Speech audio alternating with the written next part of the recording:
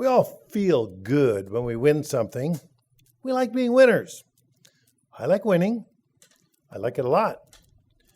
And because I just like it when I win, and I like it when my family and friends win.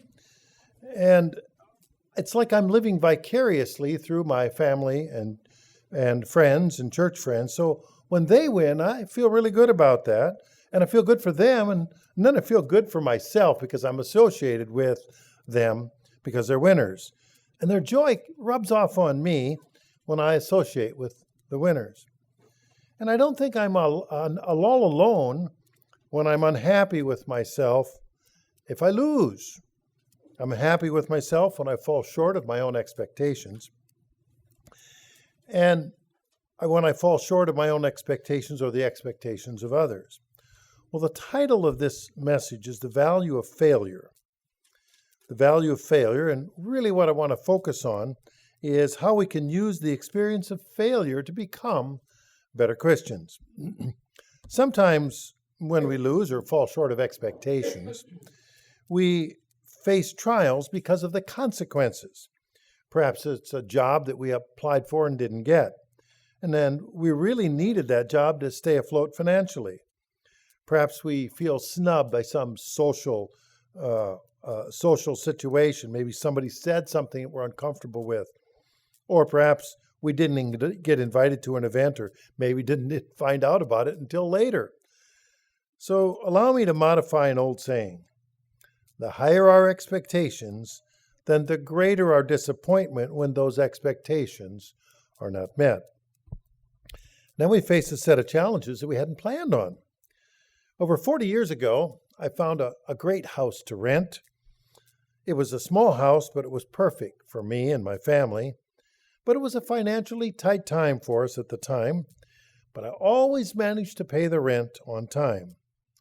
But near the beginning of that term of renting, I was a few dollars short in my checking account, and I wasn't paying close enough attention, and the rent check bounced. I was only a few dollars short, and I was able to make it immediately to make it right. However, the fine print in the rental agreement said that if a tenant ever bounced a check, then the tenant had to pay cash from that day on. Well, for the next 5 years, I had to take the extra steps every month to go to the bank, collect the cash, and arrange a time to pay the rent in cash directly to the manager. After 5 years, I saved up enough, managed to purchase my own home, and was preparing to move out of that house in the rental house complex. And I asked the rental manager if anyone had lived in that complex of 90 rental homes longer than I had. He replied, I was the second longest renter that the company had ever had. And even though I was extremely timely and faithful with my rent payment, the company held fast to its rule of the policy of requiring prepaid cash if a rent check had ever bounced. This was a burden that I brought upon myself. Every month for 5 years, it was a monthly reminder of the long-term consequences of not taking care of essential business. I wasn't angry with the landlord. I was disappointed in myself. I had caused my own burden, my own trial. Let's turn to James 1.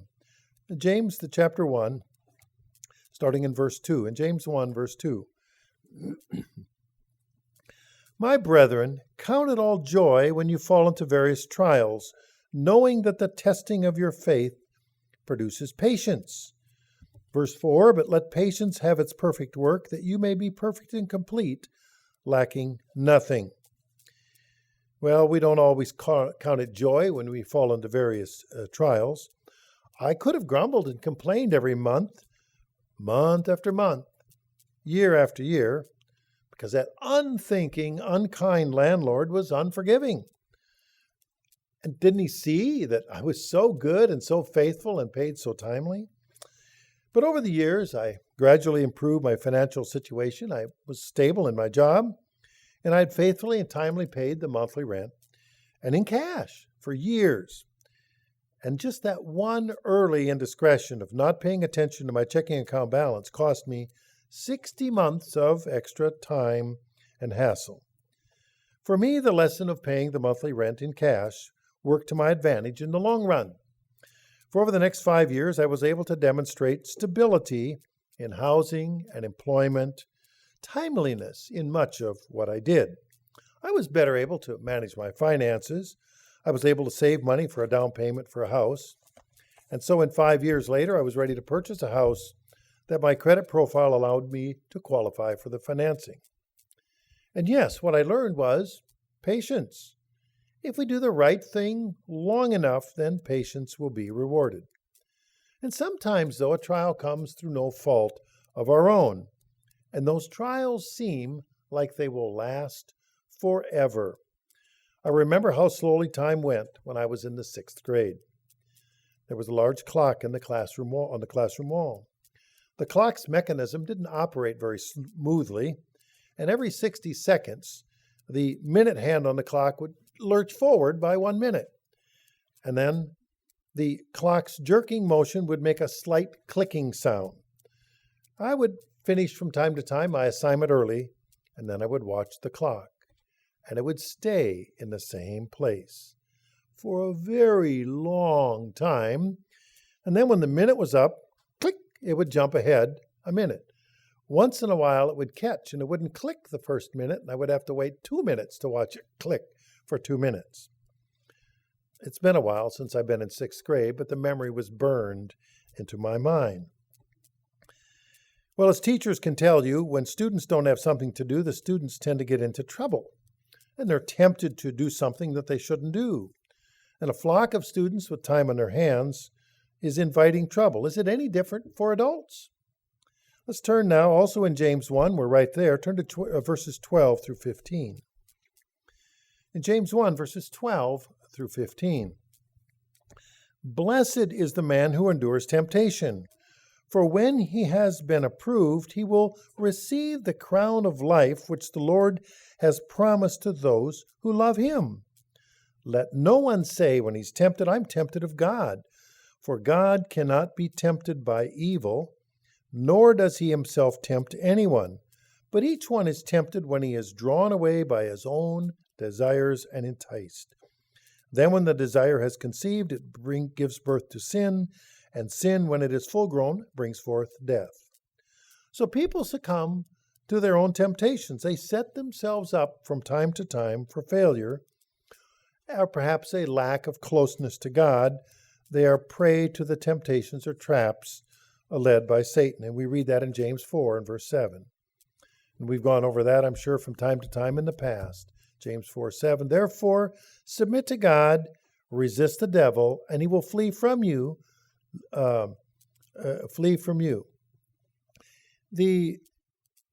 Many years ago, my dad advised me that everyone makes mistakes, but he pointedly said that in my case, it would be helpful if I would learn to make different mistakes from time to time. He wanted me to learn from my mistakes. If we don't learn the lesson from a particular trial, we're setting ourselves up to keep getting that trial over and over again. Now, for about 25 years, I've assisted people who are going through the big D, through divorce. And as a private social worker, I've helped men and women inside the church and outside the church, and I've helped them put together family court cases and secure legal counsel. I've guided them through the landmines of divorce, paternity, child custody, child visitation, the division of assets and liabilities. And through this process, I've helped them to set new goals so that they can regain a sense of stability and dignity and become productive members of society. Yet some people are recidivists. They go right back and make the same mistake again and again. One of my cousins married and divorced a series of practicing alcoholics because she failed to learn from her mistakes. And each time I would get the call, "Can you help me out?" I was chatting on the phone to a non-church fellow who had gone through some horrific experiences in the process of divorce. I'll call him Mr. Thompson. When he answered the phone, Mr. Thompson told me he was in a hurry to go somewhere. I asked him where he was going. He replied he was going to meet the next ex-Mrs. Thompson. He was internally driven to establish another marital relationship, but he acknowledged he hadn't learned anything from the first go-around, from his past relationship failure. He was fully expecting that all relationships were destined for misery and for failure. Well, as church members, that's not our calling to continually expect the worst. We're to learn from our shortcomings, no matter how long it takes. We're to develop character and patience as we seek to become more Christ-like. 10 days ago, I discovered something about myself. In preparation, during the week of preparation that teachers have before the new school year, I realized, and to an extent, that I had not understood something about myself, that I have a particular learning style that other people don't commonly have. But this same learning style acts as a disability in some social circumstances. Well, for the first time in 66 years, I became aware of a blind spot, a characteristic for which I must overcompensate in order to achieve my goals. Well, we can't overcome a fault or a problem unless we acknowledge that we have that problem. The first stage in the 12-step program used by a number of recovery groups, including Alcoholics Anonymous, is to openly acknowledge the problem. Well, as Christians, we must do the same. We must identify and acknowledge the problem, and only then can we begin the process of overcoming. The late Zig Ziglar, a motivational speaker and author, described it this way. If you took a world-class archer and you showed him a target at a reasonable distance, then he could likely hit the bullseye every time. But if you take that same world-class archer and you put a blindfold on him, and then you spin him around a few times, it's unlikely that he will hit the target at all. Therefore, if it's hard to hit the target we cannot see, how can we hit a target we don't even have? Well, that first step in recovery is acknowledging the problem. So to do this, we can go to God and ask for direction. We can ask God to help us become better Christians, and that means identifying the obstacles that impede our betterment. However, we must be wise in asking what we ask for, because we might get it in full measure and from a direction we don't expect. When I pray, I ask God for insight and the gentlest correction that I might best be able to seek a path for improvement. I really emphasize the part about gentle. And sometimes the gentle correction isn't enough for some people. I remember my dad telling about going to the county fair. Well, as a teenager, I was in 4-H, and I showed dairy cattle at the county fair. And from time to time, then my dad would bring supplies for the cattle to the fairgrounds. Well, he was walking to the 4-H building one day, and there was a particularly obnoxious kid. He was probably around 13 years old. And this kid was newly in 4-H at the fairgrounds, and he was making fun of everyone, causing trouble, being quite difficult. One big kid, I'm going to guess he was about age 19, had finally had enough.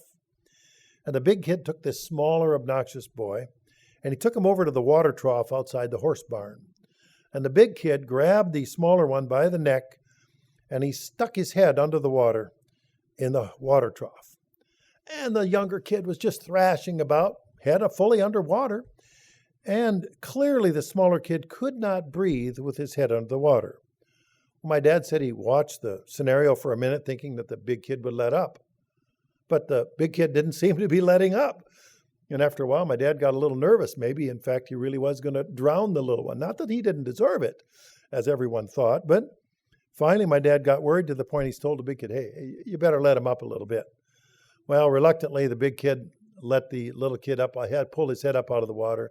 Little kid swung his head around and says, he can't drown me. Whoomp, right back under the water. The big kid shoved him under.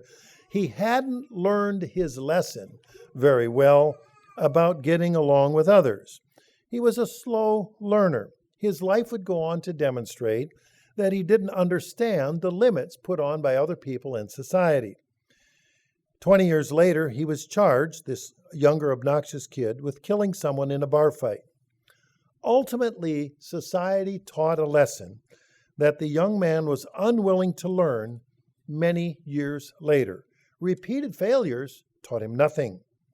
Well, the question we must ask ourselves as we face trials and temptations in life is whether or not we see ourselves as we really are.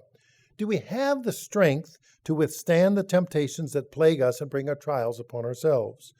Do we face the same trials over and over again? In 1 Corinthians 10, starting in verse 12, in 1 Corinthians 10:12, therefore let him who thinks he stands take heed lest he fall. And then verse 13, my real focus here. No temptation has overtaken you except such as common to man. But God is faithful, who will not allow you to be tempted beyond that what you are able, but with the temptation will also make a way of escape, that you may be able to bear it. Well, we must have great capacity to overcome temptation, to overcome failure, because we have so much of it thrown our way at life. Or we'll bring the failure and temptation on ourselves. But God assures us that we can become overcomers, that we are able to make the way of escape that God has provided for us. This verse, 1 Corinthians 10:13, has been my assurance through many trials in life. First of all, my trials are common to man. Someone else has faced the same trial before. Secondly, I'm able to survive and even thrive as a result of this trial. We are told that we can. And third, God provides a way of escape from the trial, a way to help us to bear up. Well, I like winning. I like being a winner. I like it when you're a winner. And I'm pleased when all my family and friends are winners. I really don't like the consequences of failure. I don't like failure. But I've come to recognize failure, like pain, is there for a purpose. We're to learn from failure and let that learning process require us to let the learning process requires us to seek God, to acknowledge our own shortcomings or blind spots, and recognize the way of escape that God has provided for us. The way of escape may involve hard work. The way of escape may take many years. The way of escape may have a high price. But the way of escape provided by God is better than the terrible consequences that we bring upon ourselves. So let's all learn to recognize our shortcomings, learn from our failures, and seek to become more like Christ.